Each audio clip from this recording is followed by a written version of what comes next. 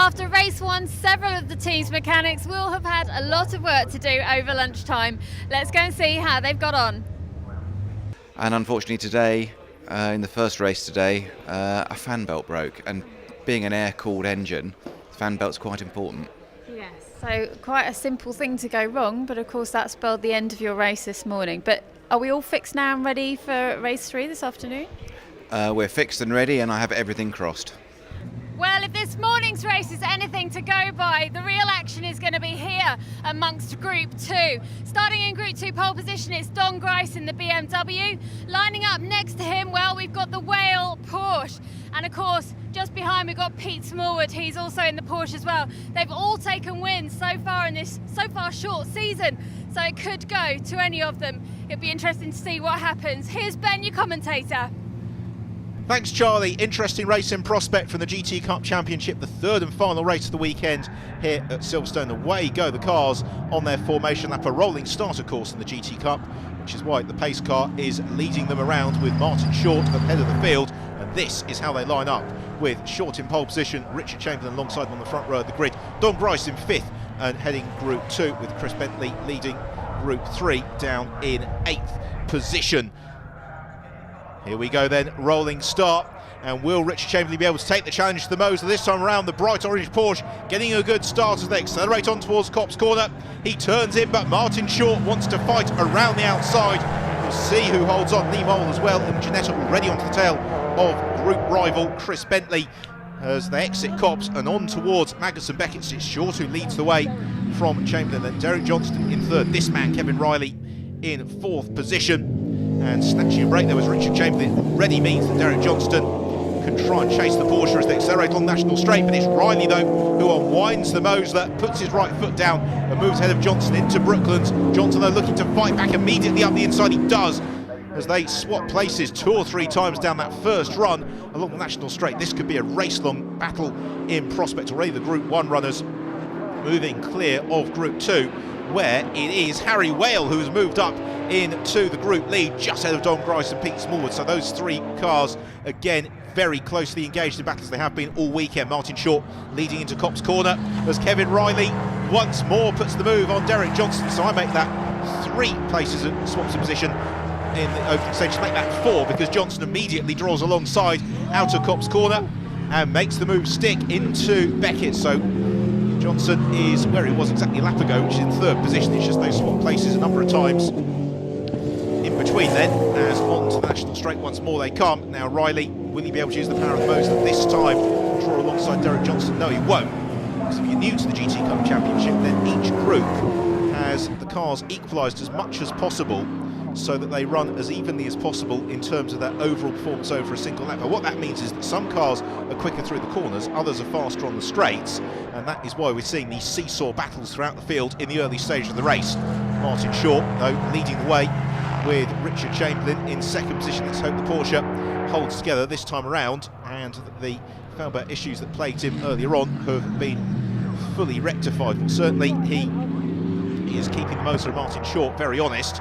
Talking of keeping people honest, well, Harry Whale is still being chased by Don Grice and Peter Smallwood. Smallwood much more competitive in this 3rd and final race of the weekend than perhaps he was in the 2nd race. He really is up onto the tail of Don Grice. Maybe it's just biding his time in these early stages before really launching that challenge on Harry Whale at the head of the group. So out of Beckett and along the National Straight heads. That battle's already out of Brooklands. Comes the fight for 3rd in Group 1, and it is Derek Johnson who's still just ahead of the Moser of Kevin Riley, although Riley is an ever-present shadow at the moment for Derek Johnston, who can't really pull away in the Ferrari 408. What that's also mean is that Richard Chamberlain and Martin Short have been able to leap off into the distance, as Derek Johnston has been far too busy watching his mirrors rather than his windscreen, and that has enabled that gap to open up between 2nd and 3rd in the race overall. So Kevin Riley pressurises Johnson into Beckett's once more. Is he going to be quite close enough to challenge this time around? He's certainly on his tail. A good run along the National Straight here could be advantage. Riley is really settling for the move already, and Johnson has to cover the inside line. We'll see how that pans out. In the meantime, Chris Bentley it is who leads Group 3. He's got Peter Rowbottom there in the Ferrari Spider on his tail. very unique and unusual car, that Ferrari of Peter Rowbottom. It's one of the beauties of the GT Cup Championship, that the regulations are open enough that drivers who wish to modify their car, wish to do something a bit different, can do so and find a very welcoming home in the championship. And this is a good showing from Peter. He's been getting faster and faster all weekend, and he's now up onto the tail of Chris Bentley. And Riley did go through past Derek Johnston, but he certainly looked well set to make the move into Brooklands. It has stuck. Now, what has Johnston got by way of reply in the Ferrari?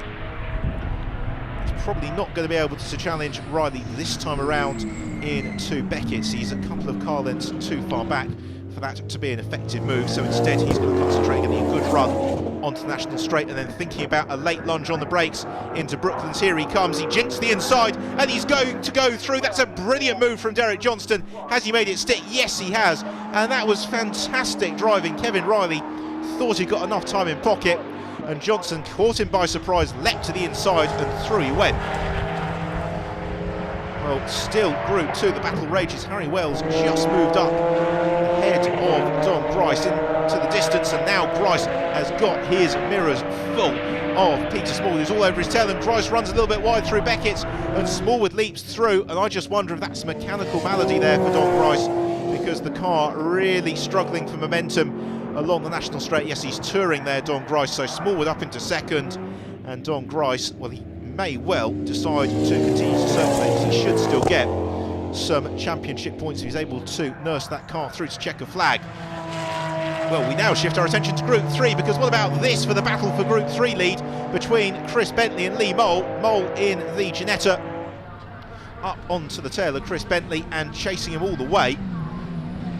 Lee Mole closing in, then the Ginetta G50 onto the tail of the CTR Alpha Tube prepared Porsche of Chris Bentley. Bentley, one of the staunch supporters in the GT Cup Championship, and the driver whose success has really increased over the past couple of seasons. Now, will he be able to hold on to claim group victory? Something they're going to have to be aware of here is that it's a short lap on the Silverstone National Circuit. They've already been lapped by Harry Whale, who's just there exiting Luffield, and they have got Pete Smallwood who will come to that shortly. That could throw a battle wide open as now Mole chooses to make his move out of Luffield. He's got the inside line through Woodcote, and he should hold that to Copse. They almost swap wing mirrors into Copse. It's going to be a battle on the brakes, and Lee Mole goes through. He takes the group lead away from Chris Bentley. Audacious move there from Lee Mole. He was able to take advantage out of Luffield and then carried the speed through to Copse Corner. Well, now he's got the lead of the group.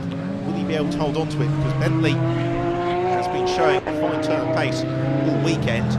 It's going to be keeping him fairly honest as Martin Short continues to lead the race, and this time he really has been able to pull out a big advantage. Unseen by us, unfortunately, Richard Chamberlain has been forced into the pits and retirement once more. Well, there's Lee Mole, leads Group 3, although he is still being challenged by Chris Bentley, who's about to go a lap down to Derek Johnston, and this could be advantage to Lee Mole because Bentley runs wide to give Johnson plenty of room to go through. Flashing his lights to Derek Johnson. Yes, the gap pretty much doubles between Mole and Bentley as a result of that. Now Lee Mole, he's going to keep his own line through Beckett's and then allow Johnston to go through on the National Straight. Smart drive from Lee Mole, who's also got Kevin Riley trying to come through. Riley has been on the tail of Johnston throughout the course of this race. They tiptoe past the ailing Don Grice, and Lee Mole has used that to very good effect to build his advantage over Chris Bentley. Well, Derek Johnston, will he be able to hold on now to the checkered flag from Kevin Riley, because Riley looks as if he is building up for another challenge in the Mosler. So they accelerate through to start what will be their final lap of the race, because about to come into view in the distance is going to be the triple race winner this weekend at Silverstone, Martin Short. Here he comes now in the Mosler.